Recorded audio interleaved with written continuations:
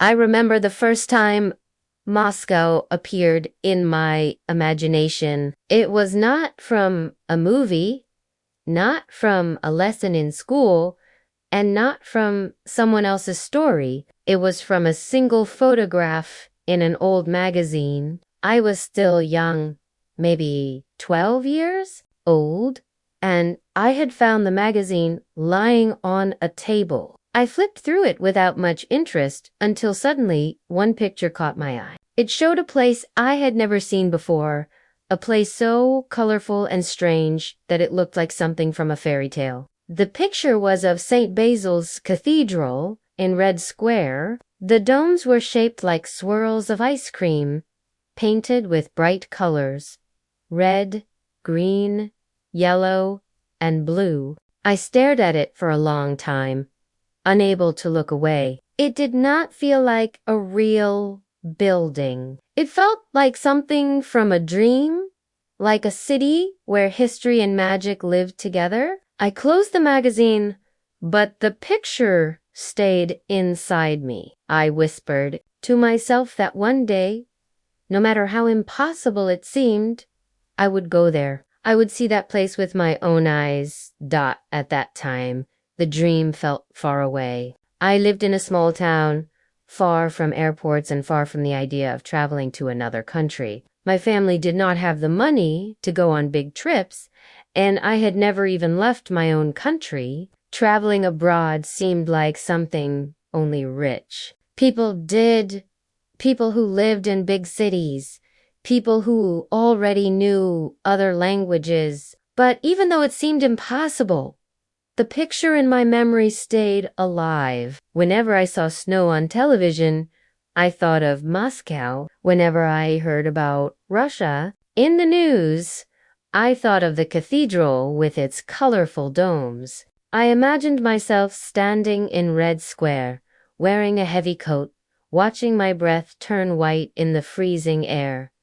As I grew older, the dream became stronger. I began to read books about Russia. I learned about the Tsars and the palaces, about the Soviet Union and the Cold War, about famous writers like Tolstoy and Dostoevsky. The more I read, the more fascinated I became. Moscow was not just a city, it was a symbol. It was the center of power, the heart of history, and a place where culture, art, and politics all came together. Sometimes, late at night, I would lie in bed and close my eyes and imagine the sounds of the city. I imagined deep Russian voices around me, the ringing of church bells, the rumbling of trains beneath the streets in the underground metro. I imagined strange food, new smells,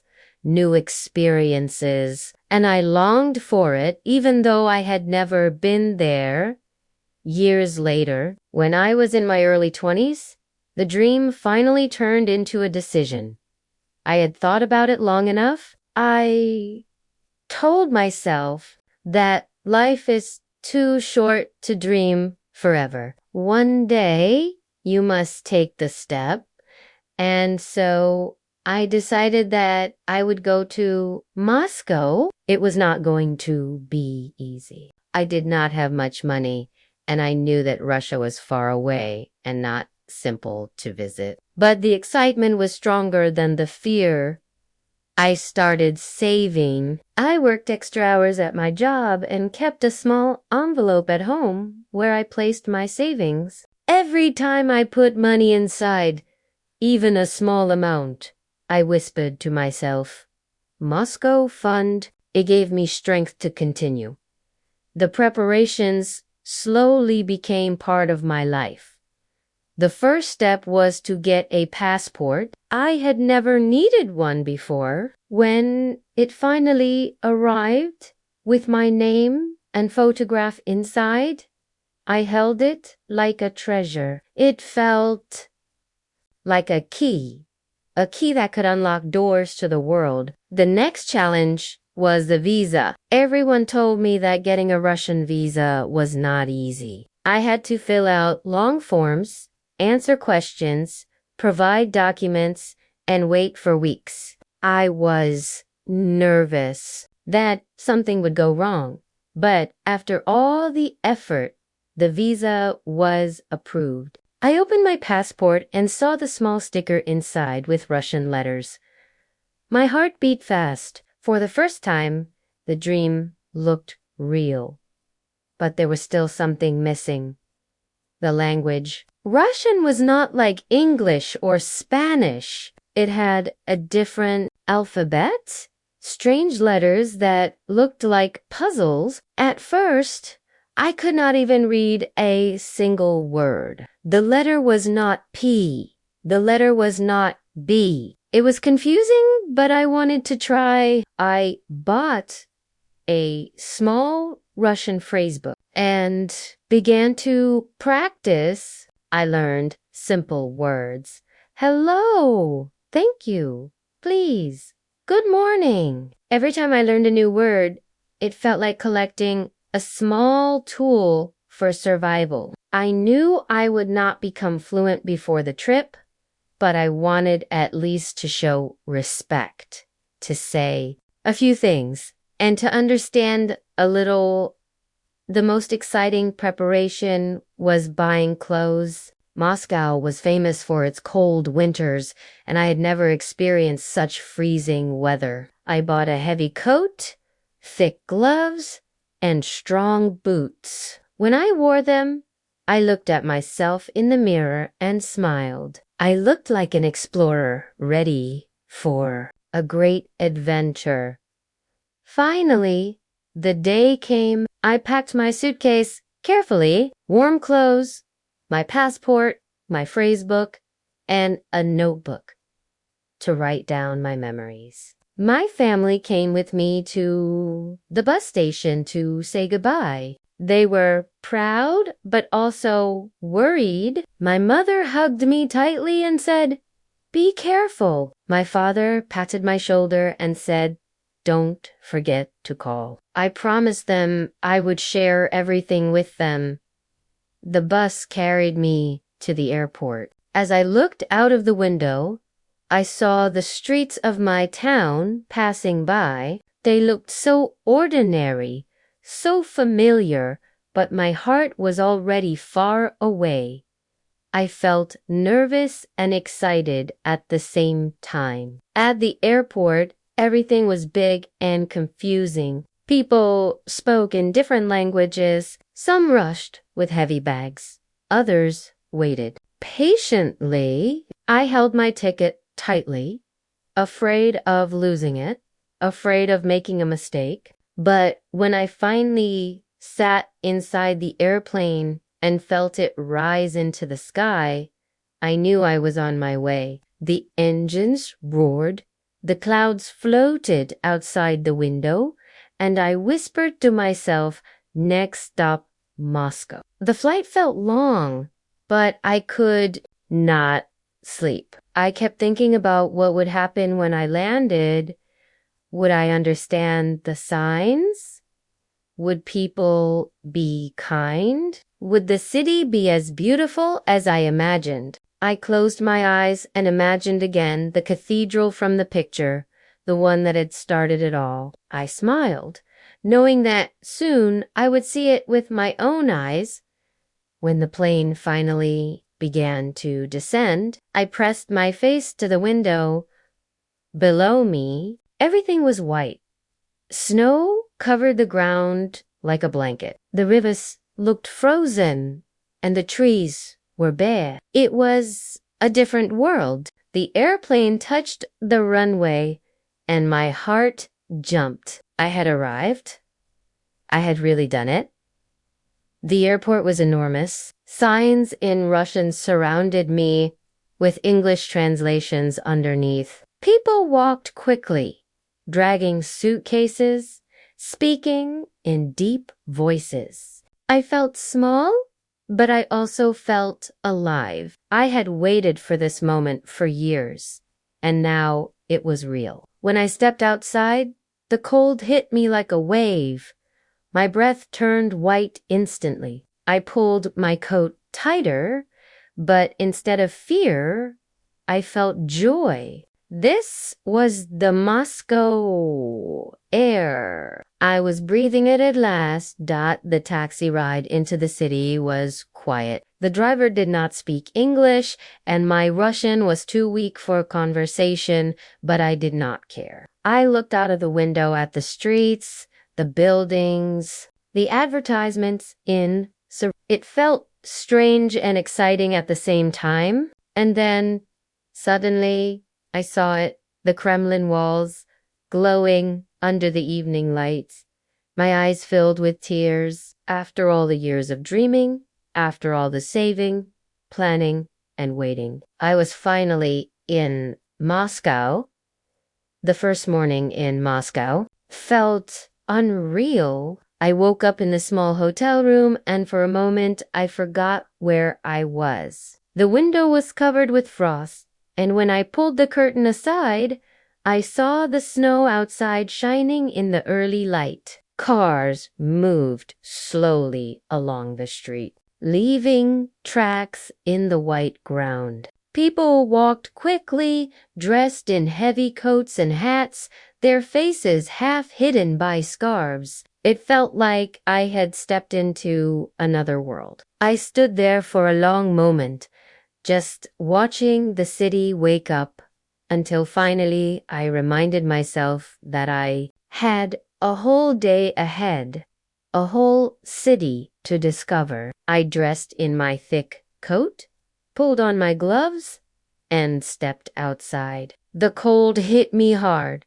sharper than anything I had known before, but instead of fear, it gave me energy. The air was so clean, so fresh, and every breath turned into a little cloud that floated away.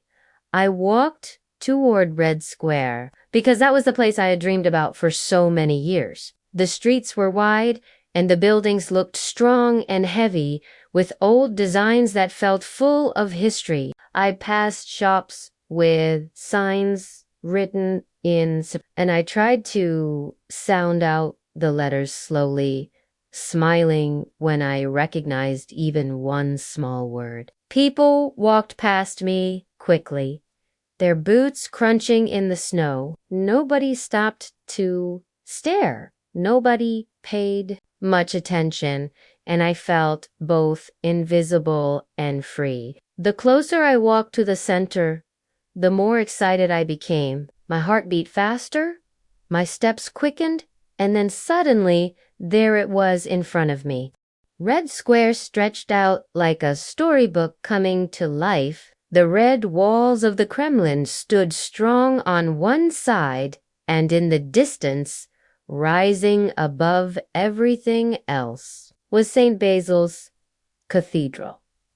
I stopped walking and just stared. It was exactly like the picture from my childhood magazine, yet so much more alive, so much bigger, so much brighter. The domes looked like painted candies twisting up into the sky, each one with its own colors and patterns. I could hardly believe I was standing there, looking at it with my own eyes. The years of dreaming, the saving, the planning, all of it had led to this moment. I walked slowly across the square, my boots sinking into the snow, my hands trembling from excitement and the cold. I wanted to touch the stones beneath my feet, as if to prove to myself it was real. I spent hours just walking in circles around the square. I took photos, but no picture could capture how it felt to stand there. The bells from a nearby church rang out deep and heavy, echoing across the square, and I closed my eyes to listen. For the first time, I felt truly far from home, and yet strangely at peace. I sat on a bench for a while, watching people pass by. Tourists took pictures, children played in the snow, soldiers marched near the Kremlin gates. The air was filled with voices in different languages, but always I heard the deep, rolling sound of Russian the most. I tried to listen carefully, to pick out words I had learned, but most of it still felt like music I could not understand. When my stomach finally reminded me it was time to eat, I decided to try something local. I found a small cafe near the square. Inside, it was warm and cozy, with the smell of bread and soup filling the air. I looked at the menu, but it was all in Russian, and I felt nervous. The waitress came over, smiling politely, and I struggled to say a few words from my phrase book. My accent was bad, and I mixed up the words, but she understood enough. I ended up with a bowl of borscht, a beetroot soup I had only read about before. When it arrived, steaming and red, with a dollop of sour cream on top, I hesitated for a second and then took a spoonful.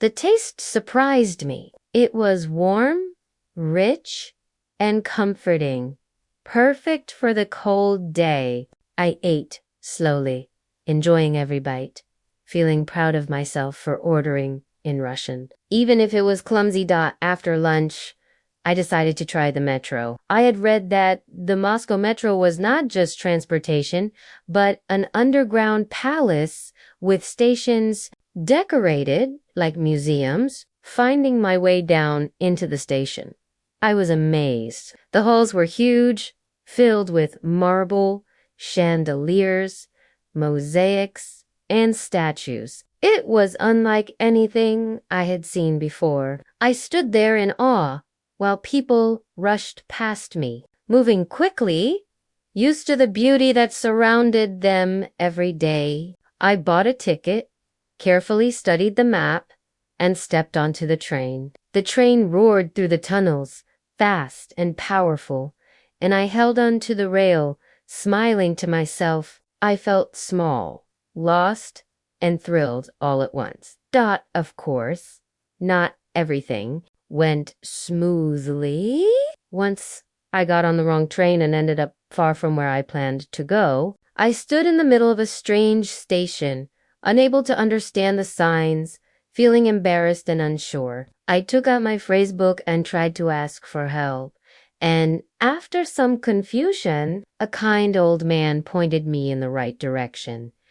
Even though we didn't share a language, I felt his kindness, and I realized that sometimes help is universal. I learned that in Moscow, you need patience, you need to be brave, and you need to laugh at your own mistakes.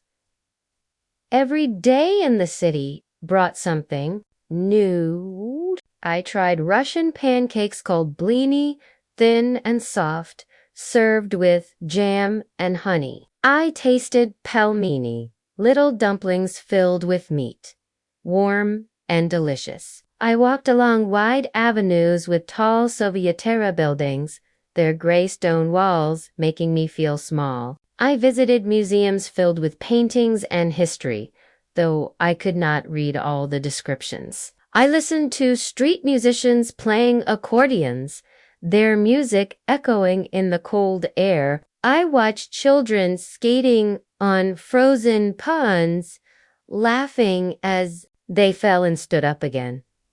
The language was my biggest challenge. I had studied a little before coming, but real Russian was fast, heavy, and full of sounds I struggled to copy. Sometimes I tried to speak, and people smiled kindly, even when I made mistakes. Other times, I stayed quiet and just pointed at things. But slowly, day by day, I grew more confident. I learned to say this one and that one, to ask how much, and to understand numbers. Each time I managed even a short conversation, I felt a small victory. Moscow was not always easy. The cold was stronger than I had ever known, biting my face, freezing my fingers, even inside gloves. The city was huge, and sometimes I felt lost and lonely among the millions of people rushing past. The traffic was heavy, the streets wide, and sometimes crossing the road felt like an adventure by itself. But in every difficulty, there was also beauty. The snow on the rooftops, the golden domes shining in the sunlight, the warmth of a cafe after walking in the freezing wind. All of it made the struggles worth it. The more time I spent in the city, the more I began to see not only the famous landmarks, but also the ordinary life. I noticed the small kiosks selling flowers.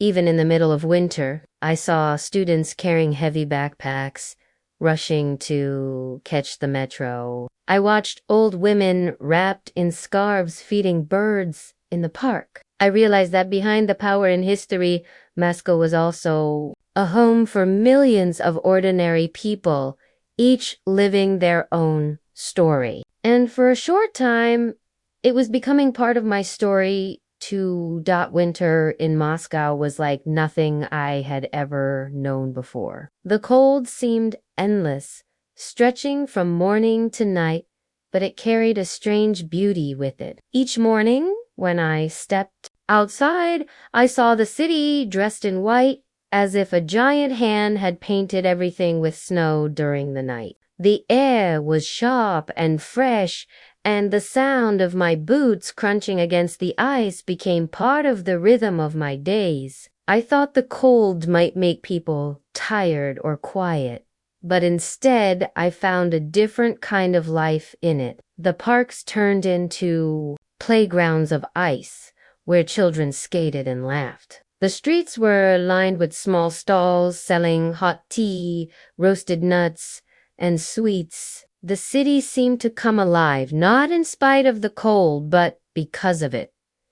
I learned quickly that in Moscow, winter was not something to escape from, but something to embrace. I bought a traditional Russian hat, a big warm ashanka with ear flaps, and when I wore it, I felt like I finally belonged. People smiled at me in the street, maybe because they could see I was no longer just a visitor hiding from the cold, but someone willing to step into it fully. I joined groups of locals at outdoor markets, warming my hands around cups of steaming tea, tasting strange pastries I had never heard of before. I tried kvass, a drink made from bread that tasted sour and sweet at the same time, and I ate pierogi filled with meat and cabbage while snowflakes fell on my coat.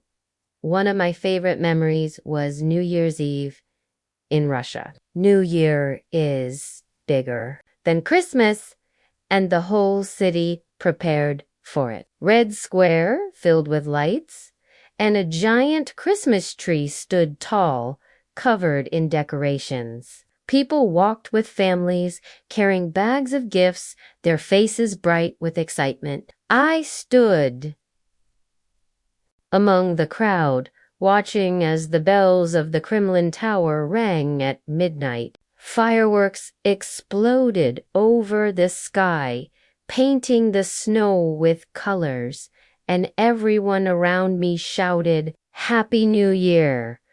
I felt a wave of joy, not just because of the celebration, but because for the first time in my life, I was part of something so far from home, yet so welcoming. Not everything was easy, of course. The language remained a constant challenge. Some days I grew frustrated when I could not explain myself, when I had to point at menus or guess at signs. There were moments when I felt lonely, surrounded by millions of people, but unable to connect fully. But slowly, I realized that connection does not always need perfect words. A smile, a gesture, a laugh at my mistakes, these small things became bridges between me and the people around me.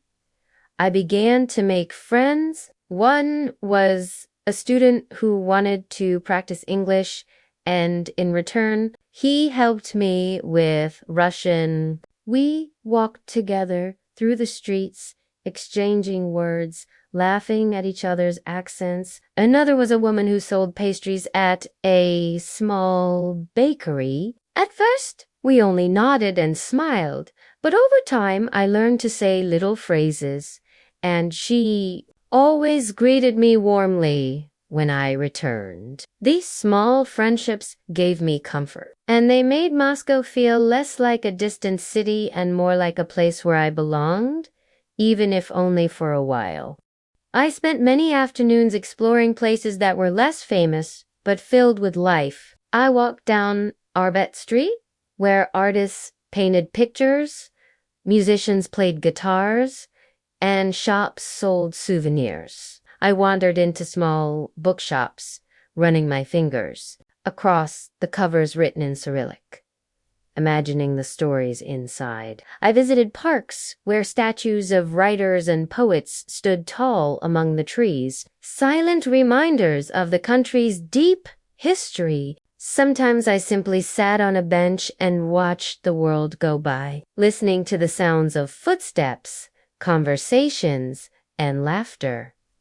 The Moscow metro continued to amaze me. Each station felt like stepping into a different palace. Some had golden mosaics on the walls, others had chandeliers hanging from the ceiling, and others had statues of workers, soldiers, and farmers. I began to treat the metro not just as transport, but as part of the adventure. I would choose random stations just to step out and see what they looked like. I loved the feeling of being underground, surrounded by marble and light, hearing the rush of trains and the echo of voices in the tunnels. It made me feel both small and part of something larger, something powerful.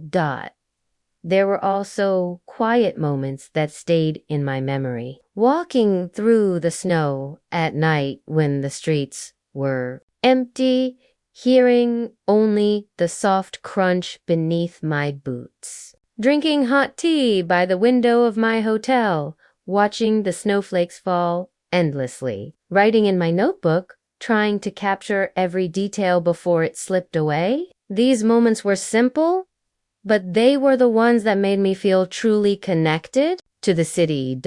As the weeks passed, I began to realize that the trip was changing me. I had come to Moscow with a dream of seeing buildings and landmarks, but what I discovered was something deeper. I learned patience from the language barriers. I learned courage from walking into the unknown every day. I learned joy from small victories, like ordering food correctly or finding my way through the metro without help. And I learned that no matter where you come from, people everywhere shared the same warmth when you show them kindness and respect. Eventually, the time came for me to leave. On my last day, I walked once more to Red Square. The snow was falling gently, covering the stones in a soft white layer. I stood in front of St. Basil's Cathedral, the same building that had started my dream so many years ago. I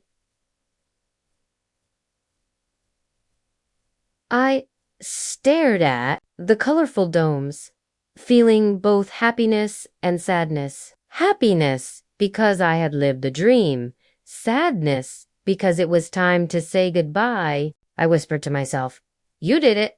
You came here. You saw it with your own eyes." And in that moment, I felt complete. When I boarded the plane to return home, I pressed my forehead against the window as I had done on the way there. The city spread out beneath me, white and endless, slowly disappearing as the plane climbed higher. I felt tears in my eyes, but they were not only from sadness, they were also from gratitude. I had come to Moscow as a dreamer, and I was leaving as someone changed, someone stronger, someone who had touched another world. As the clouds covered the city from view, I whispered one last time, "Goodbye, Moscow." I knew in my heart that the city would stay with me forever, not just as a picture in a magazine, but as a living memory, a story I would carry with me for the rest of my life.